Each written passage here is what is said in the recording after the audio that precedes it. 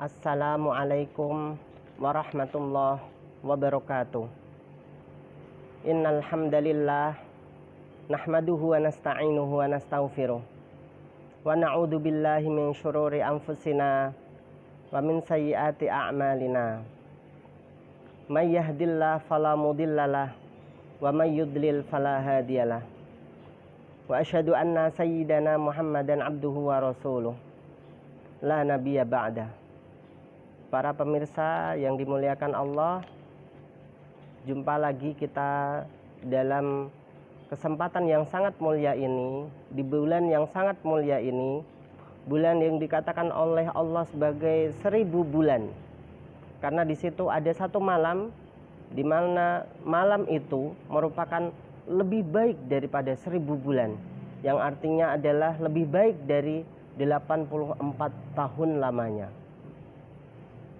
Seorang ibadah di dalam malam itu artinya seperti halnya dia ibadah selama 84 tahun. Bagaimana Allah sangat mulia sekali terhadap hambanya. Satu malam saja dia beribadah selama malam itu, maka malam itu seakan-akan 1000 bulan lamanya. Luar biasa. Maka izinkan hari ini saya akan membahas tentang Alful Lailah wal Lailah. Malam 1000 bulan. Khairum min alfi syahrin. Apa malam itu? Adalah malam Lailatul Qadar. Malam Lailah artinya malam, Qadar artinya adalah syaraf, mulia. Tapi sebelumnya kita akan membahas tentang puasa dulu, karena bulan Ramadan juga berkaitan dengan bulan puasa.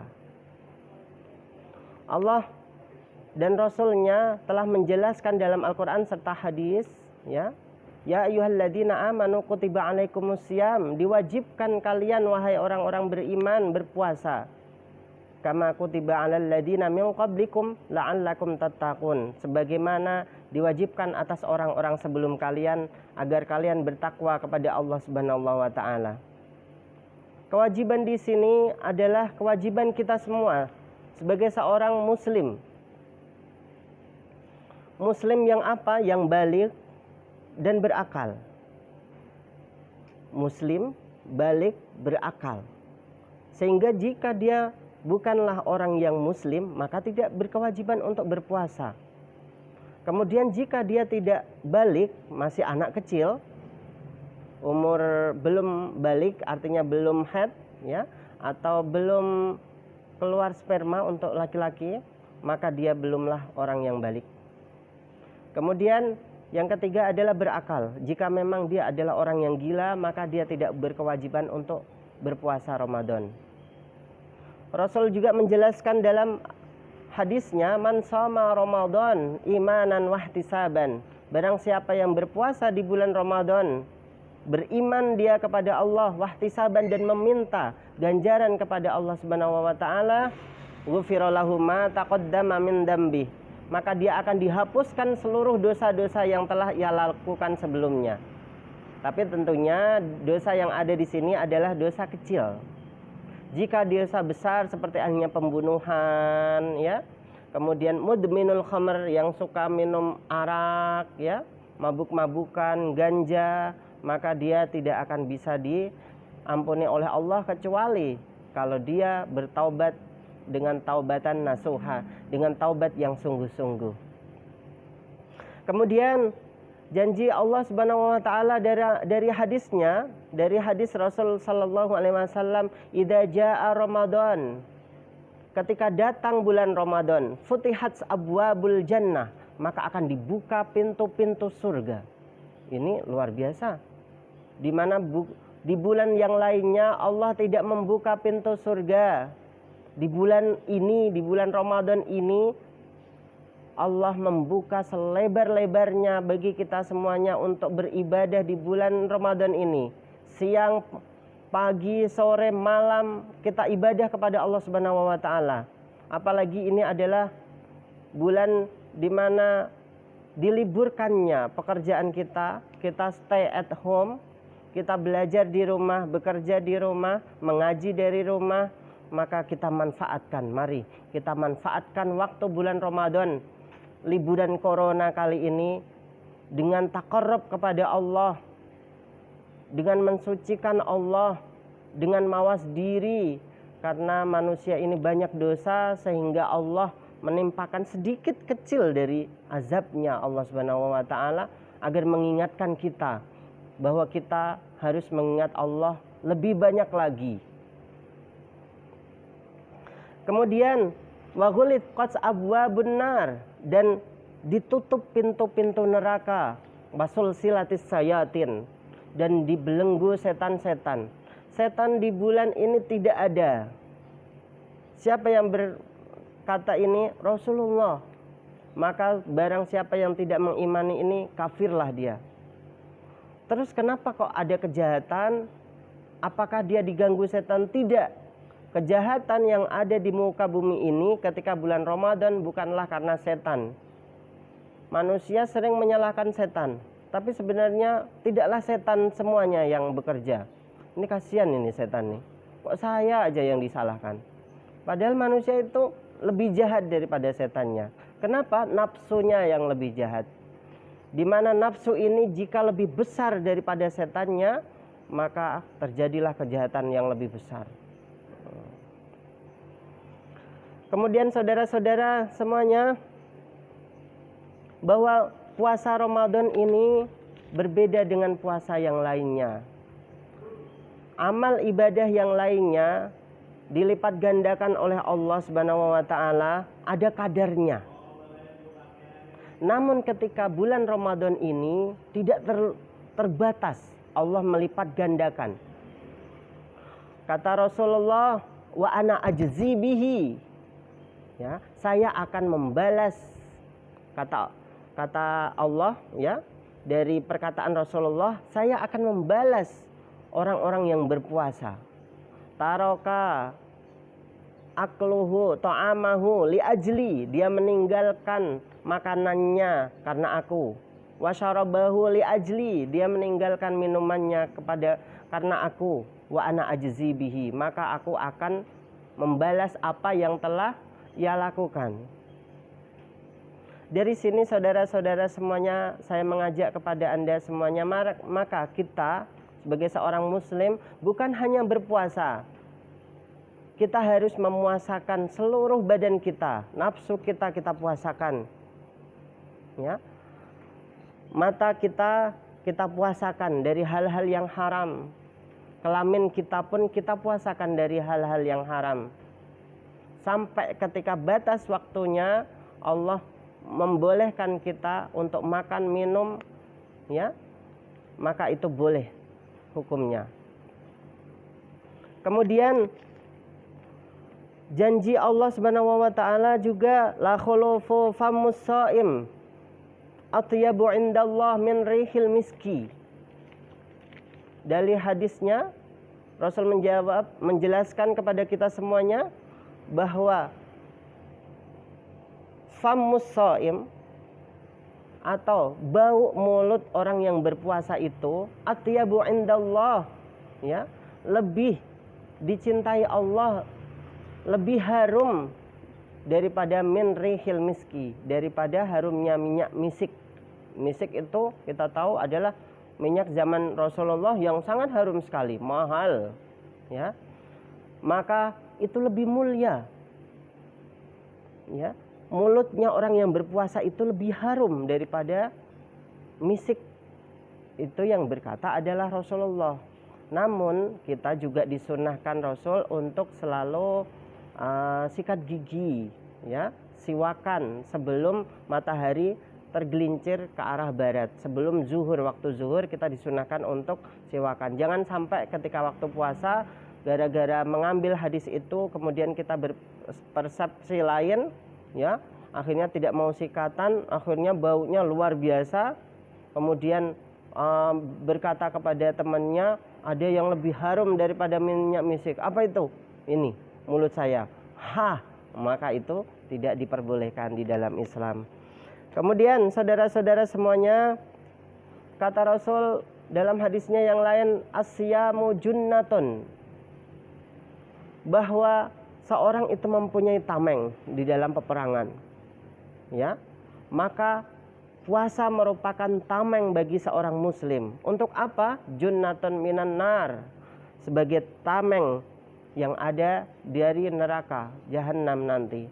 Seorang ingin diselamatkan dari api neraka, maka puasalah dia. Ada satu pintu di surga nanti yang disediakan untuk orang-orang muslim yang sering berpuasa, baik itu puasa wajib ataupun puasa sunnah. Pintu itu adalah pintu Royan, ya, Babur Royan, yang disediakan untuk orang-orang yang berpuasa. Di dalam bulan puasa, di dalam bulan Ramadan terdapat satu malam. Seperti yang saya sampaikan tadi, ada satu malam itu lebih mulia daripada 1000 bulan. Atau lebih mulia daripada 84 tahun. Ibadah kita dalam satu malam itu sama seperti halnya ibadah dalam 84 tahun lamanya. Luar biasa. Betapa mulianya Allah memuliakan kita semuanya di bulan ini. Malam itu tidak lain adalah malam Lailatul Qadar. Kemudian apa ciri-ciri dari malam Lailatul Qadar? Pertama, malam Lailatul Qadar adalah malam di mana keheningan lebih terasa daripada malam-malam yang lainnya. Ini dijelaskan dalam kitab Fathul Mu'in. Hening, lebih terasa hening sekali. Bahkan tidak ada hewan-hewan yang misalkan biasanya itu di gunung kita mendengar ada hewan-hewan liar gitu ya malam hari, itu tidak ada sama sekali. Maka salah satu tanda-tandanya adalah itu. Dan Rasul juga sering menjelaskan ya bahwa malam Lailatul Qadar itu biasanya 21 ke atas yang ganjil bilangannya. Malam 21, 23, 25, 27 dan 29.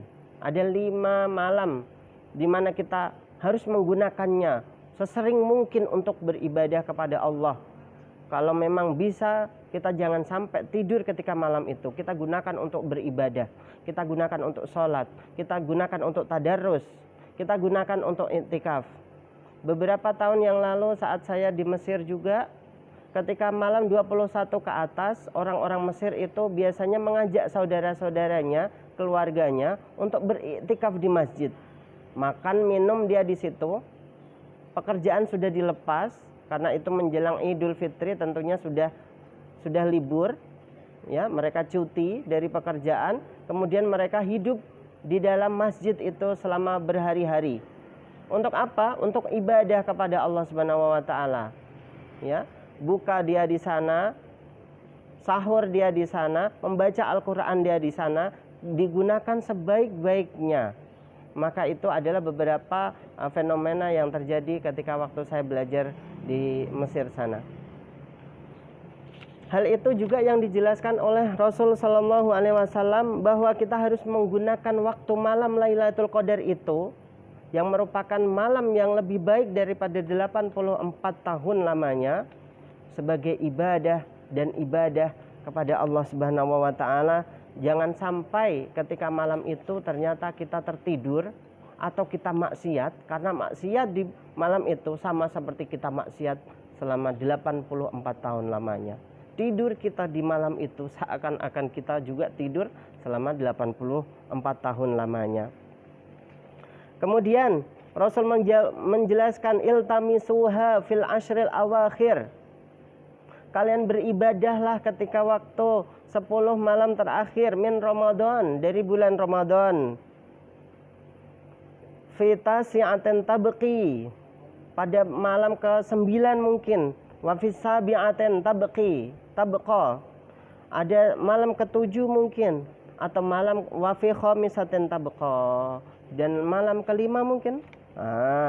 Kita gunakan, bisa jadi malam ke-27 atau malam ke-5 sebelum Idul Fitri, atau ke-7 sebelum Idul Fitri, dan lain sebagainya. Wallahu a'lam. Hal itu yang bisa mengetahui oleh malam Lailatul Qadar adalah Allah Subhanahu wa taala. Kemudian tanda-tanda berikutnya selain keheningan yang sangat terasa di malam itu jika kita di tepi laut, maka kita akan merasakan air laut itu tidak lagi asin, tapi tawar. Subhanallah. Kok bisa terjadi? Ini wallahu alam. Ini yang menjelaskan adalah ulama-ulama, bisa dibaca di kitab Fathul Mu'in, mungkin bisa murojaahnya kembali, sehingga orang-orang yang di samping laut ini bisa mencicipi air laut yang berubah menjadi tawar ketika malam itu saja. Maka silahkan kita gunakan waktu Ramadan ini, karena malam di bulan Ramadan ini merupakan malam-malam yang baik. Kita gunakan untuk ibadah kepada Allah, yang sholat witir, yang sholat tahajud, yang sholat tasbih, yang sholat duha, dan sholat-sholat sunnah yang lainnya. Semoga diterima oleh Allah Subhanahu wa Ta'ala. Jika memang kita tidak bisa sholat di masjid, maka kita sholat di rumah, mengingat virus corona ini masih merambah ke berbagai daerah yang ada di Indonesia ini, khususnya yang ada di ibu kota. Silahkan berhati-hati, jika memang harus sholat ke masjid, berhati-hatilah. Tapi memang kalau memang di daerah dirasa tenang, misalkan di daerah Kudus, COVID-19 belum terlalu banyak, maka kita sunnahnya keluar dari rumah, sholat di masjid, iktikaf di sana, ya, menyembah Allah Subhanahu wa Ta'ala dengan khusyuk dan tenang. Terima kasih, hanya itu yang bisa saya sampaikan. Semoga bisa bermanfaat untuk kita. Mari kita gunakan waktu Ramadan ini dengan baik. Wassalamualaikum warahmatullahi wabarakatuh.